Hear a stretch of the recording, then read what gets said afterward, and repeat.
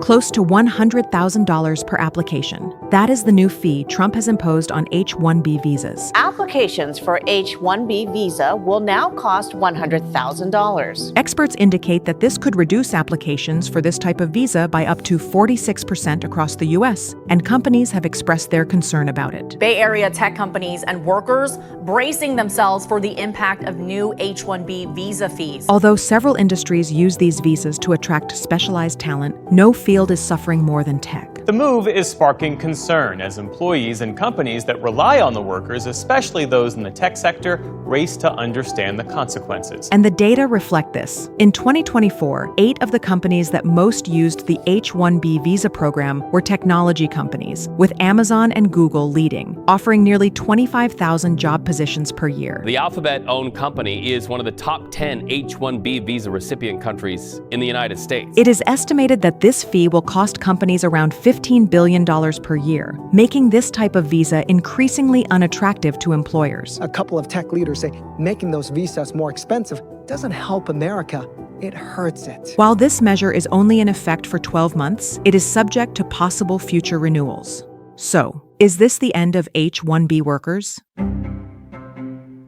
In 1991, the United States created the H-1B program with the aim of allowing U.S. companies to temporarily hire foreign workers in specialized fields experiencing talent shortages in the country. The program was conceived to meet the growing demand for professionals in areas such as computer science, engineering, and sciences, key sectors for the country's economic development. Now, the H-1B visa is one of the ways in which companies are able to hire and retain talent from around the world. Originally, the program allowed for the entry of 65,000 workers per year, with an additional 20,000 visas for workers who had obtained a master's degree or higher from a U.S. university. Additionally, certain organizations, such as universities, nonprofit entities, and research centers, are exempt from this annual cap. The need for a large number of specialized workers has grown over time due to the evolution of the digital and technological economy in the U.S. It was estimated that between 2023 and 2033, the country would need nearly 1 million new workers specialized in STEM fields. In particular, the number of workers in the tech sector is projected to grow at twice the rate of the overall U.S. workforce. This highlights the need for a highly skilled workforce capable of sustaining and accelerating growth in sectors like computer science, engineering, and applied sciences. Most of the unicorns, the billion-dollar, multi-billion-dollar success stories, are in fact started by immigrants. In 2024, 65% of the approved applications were renewals of visas. This high number of renewals reflects not only the dependence of tech companies on the program, but also the difficulty foreign workers face in obtaining permanent immigration status in the U.S. The main companies benefiting from this program are tech giants like Amazon, Google, Meta, and Microsoft, which lead the hiring of workers with H-1B visas. Regarding the distribution of visas, 72% of the approvals were for workers from India, a country that has been predominant in supplying foreign talent for the U.S. tech sector. Indians form the largest cohort of the H-1B visa holders, taking up more than 70% of the total permits last year. This reflects a global trend where highly skilled workers, especially in technology and applied sciences, seek opportunities in the U.S. Many migrate due to the lack of infrastructure and development in their home countries.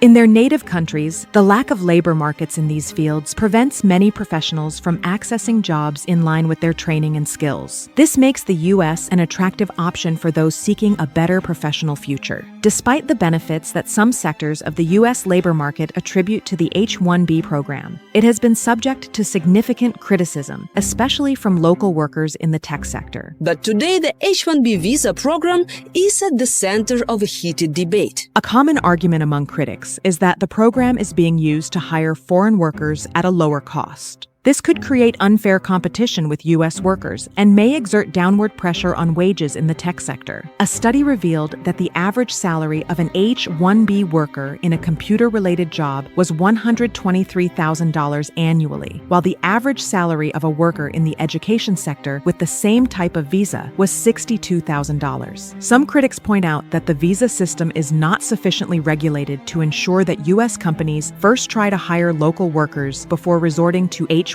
visas. There are perceptions that some companies use this program as a way to reduce costs, hiring younger and less experienced foreign workers to perform tasks similar to those of U.S. workers. They're cheaper so they can be paid below what a U.S. worker would be paid. This has generated tensions over fairness in the labor market and the effectiveness of immigration policies in protecting local jobs. Moreover, although the program sets a cap on the number of visas granted annually, the lottery system favors larger employers. These companies, with greater resources, can manage multiple applications, giving them an advantage in the selection process and sometimes exploiting this process. The visa program for qualified foreign workers was designed to fill gaps in the labor market. But many argue that companies have found ways to exploit it. Despite the criticism, advocates of the H-1B program argue that hiring highly skilled foreign workers is essential. According to them, this is key to maintaining the competitiveness of U.S. tech companies globally. These companies argue that innovation in key sectors such as artificial intelligence, cybersecurity, and biotechnology depends on having diverse and specialized talent. Tech giants claim that this type of talent is not always available in the U.S., but the government seems to hold a different view.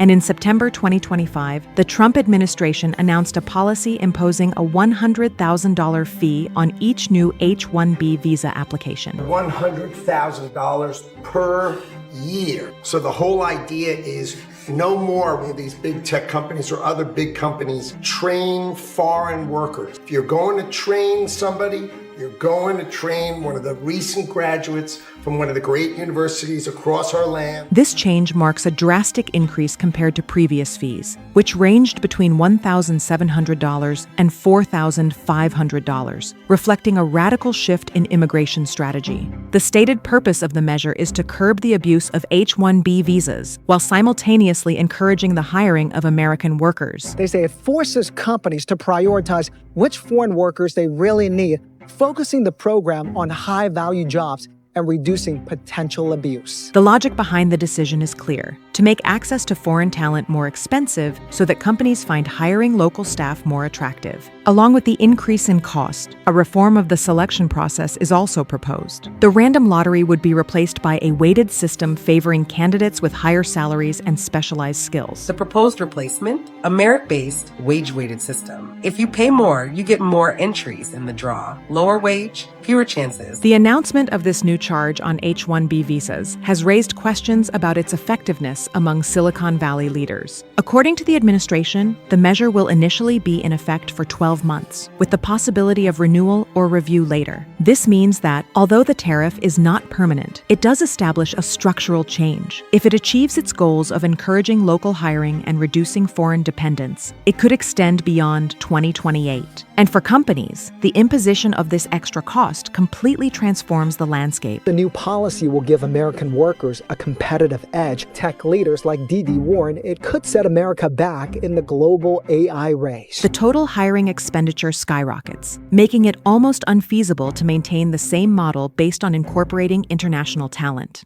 Although large companies have expressed criticism regarding the tariff, the measure may benefit local workers. By making it no longer profitable to hire foreigners, companies will have to rely more on American professionals. The company needs to decide, is that person valuable enough to have a $100,000 a year payment to the government, or they should head home and they should go hire an American. This will force companies to raise salaries and improve working conditions, something that could help balance wage gaps. Sectors such as programming and software development, where foreign competition had been driving wages down, will particularly feel this change. But in the medium term, the difficulty of relying on cheap international labor may also drive another transformation. Companies will be motivated to invest more in training and development programs within the country. In this way, the measure not only seeks to limit the entry of foreign workers, it also aims to strengthen the American labor ecosystem, creating a more competitive and self-sufficient environment.